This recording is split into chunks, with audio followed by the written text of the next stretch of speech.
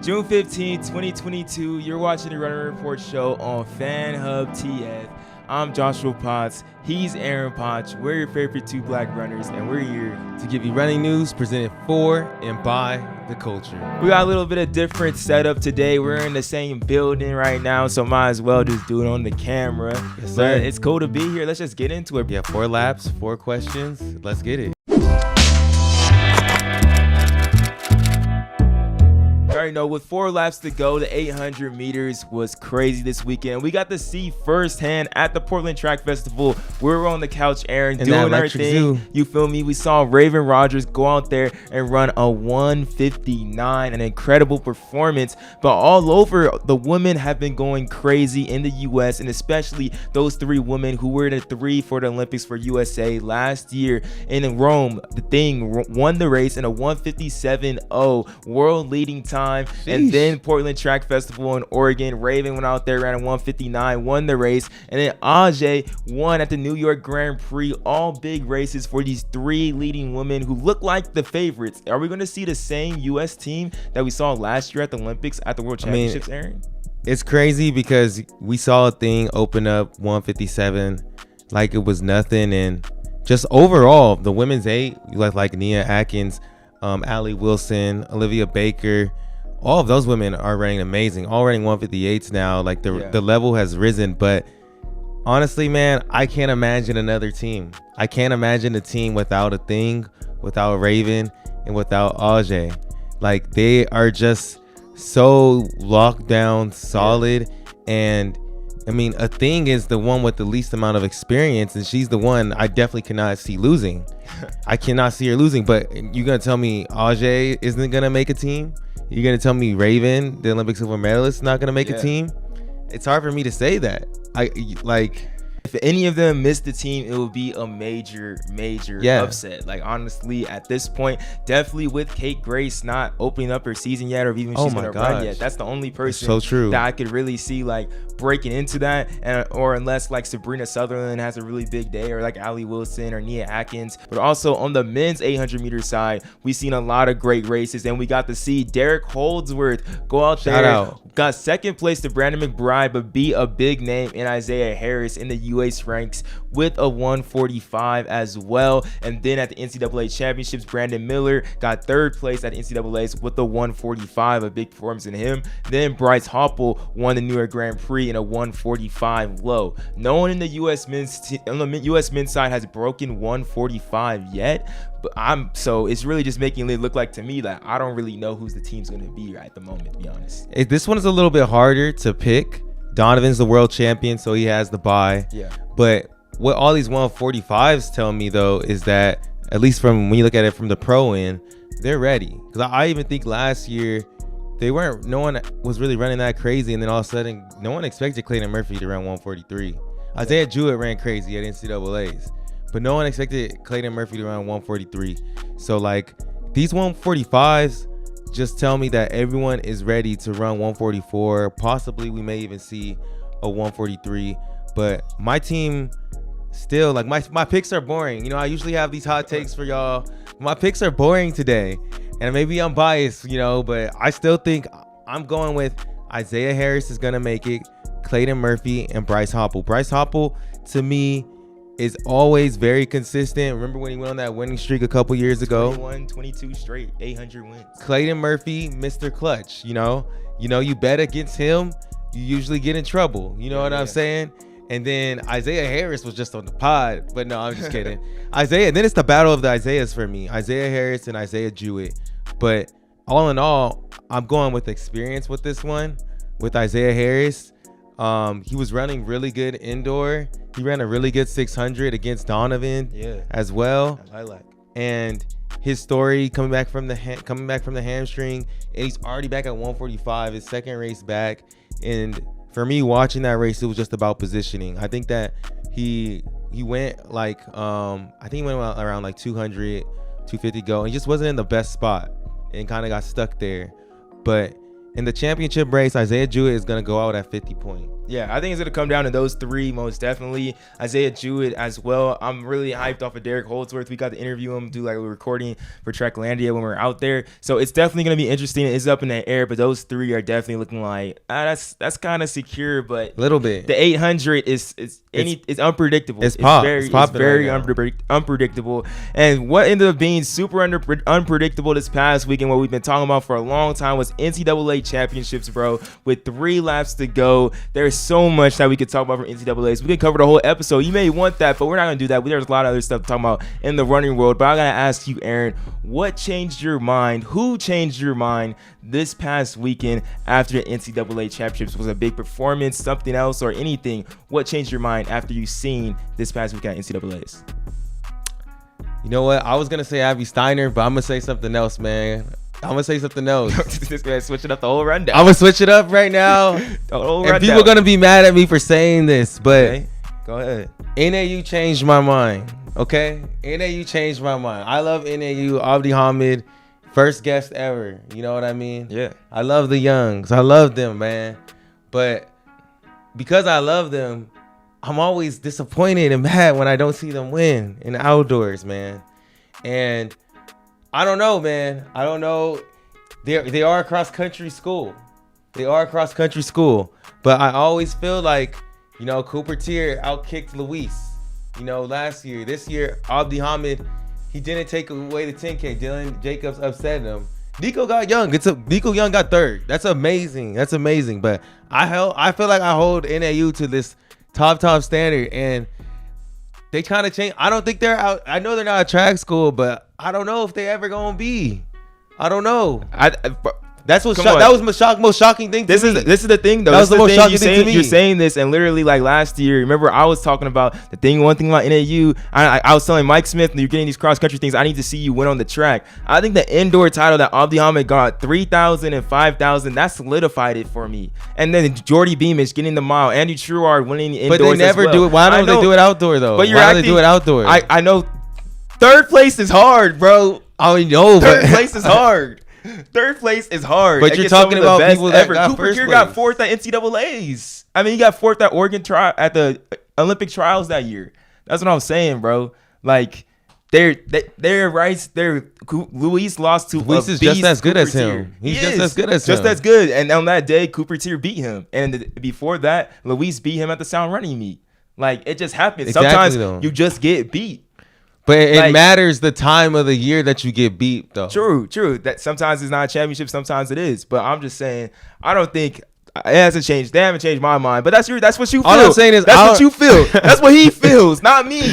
All I'm saying is that surprised Luis, me. That's what he feels. All I'm saying is that surprised me. That's all I'm saying. That surprised me for sure, man. I was originally gonna say Abby Steiner, you know, destroying everyone and everything. That definitely changed my mind because I thought Faber O'Feely was gonna be here. I thought Faber O'Feely was gonna be here in the 200, but Abby Steiner did her thing, got bronze in the 1. She came back, run 21.8, collegiate record. Yeah, collegiate record, and then runs 48, and catches someone, hawks somebody from 20. Oh, she hawks down Julian Alfred, who beat her in the 1 by 20 meters, and her 4x1 Julian team. Alfred, come on, bro. Like, but I know, but all I'm saying, the 400. All I'm saying is, yeah, that was amazing. That's 4 events. She ran the 4x1 as well, and I think they took silver.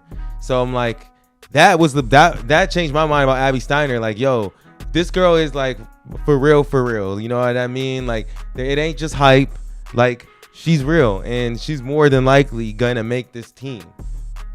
All right, you kind of took up all my time for what changed my mind. I'm still gonna go with mine. Courtney Wayment, she has my attention now. Courtney, like, bro, you're gonna make this world team. That's an amazing performance. 9:16 in the steeplechase. You know, there's only been like 5 women that have broken 9:20 in the U.S. women's steeplechase. She's number 5 ever of all time. Like, she's number 1 right now in the U.S. Been ahead of Emma Coburn and Courtney Ferricks, who ran those times at the pre-classic. She just did that NCAAs. I believe this is her 4th steeple of the year, but like not counting like the semifinals and regionals that she did. It's like her 3rd like real one. This is like her 5th race in the outdoor outdoor season, like Dejeet Taylor and Courtney Wayment really stepped aside and like, you're gonna make this world championship team and be a contender and at the U.S. championships and possibly even be a contender at Worlds. Like, she could potentially run way faster than that. She ran 9:16 and dominated everybody. But Courtney Wayment is like solidified herself that she is a role player for like years to come.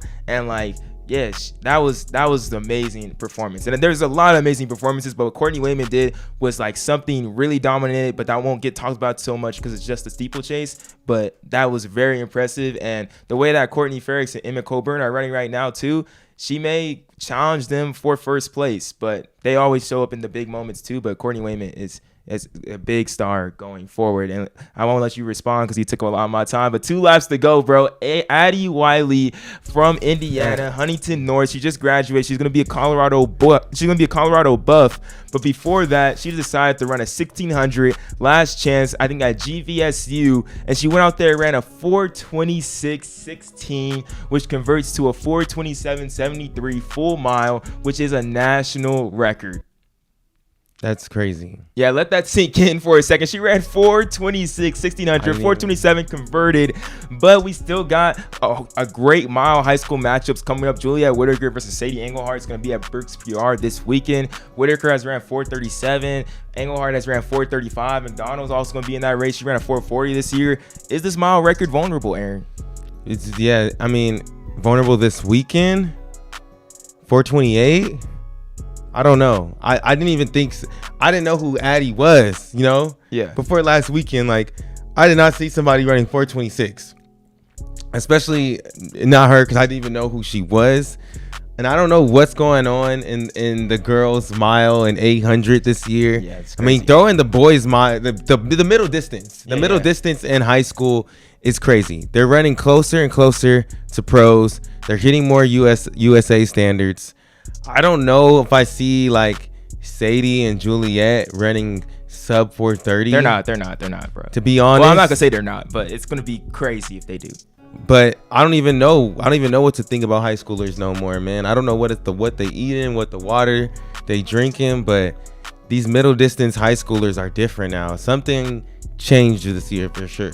I'm really excited because Addy's about to race at 800, and she's about to race at 800 at Nike Outdoor Nationals. Yeah, what is she going to run with that? After running 4:26 and running off the confidence of that, and now running at Hayward Field, where people feel like it's a faster track this weekend at Nike Outdoor Nationals, that's going to be hype. That's going to be hype.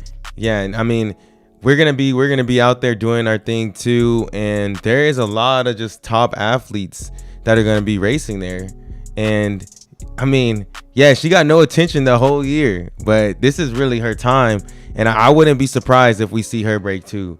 You just ran 4:26, bro. That's insane, that would be. Are we gonna get 4 girls under 2 this year? We got 4 boys under 4. That's possible.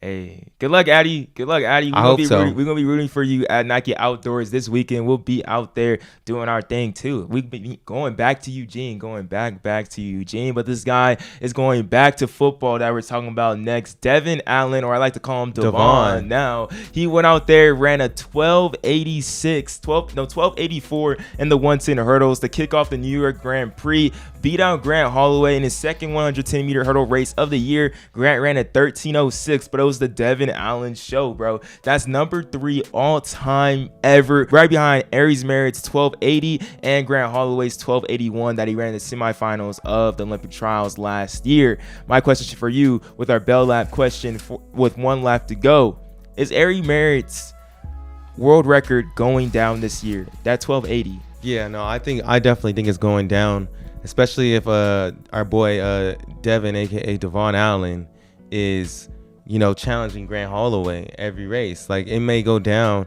at USA's because I don't know if Grant's running USA's. I don't know, because he also has the bye since he's the world champion. But if he's challenging Grant, I think Grant learned from the Olympics, and I think he's been a world champion before. He is the champion. So I think he's gonna be settled down and ready to go. And I think he wants to win, but I know the world record, you know, is in the back of his mind because he's ran 1281 and the record's 1280. Yeah. So with somebody pushing him, I definitely can see it going down. If you see this man shave his head again, the record is done. That's what I want to see. The hair is gone. The record is gone.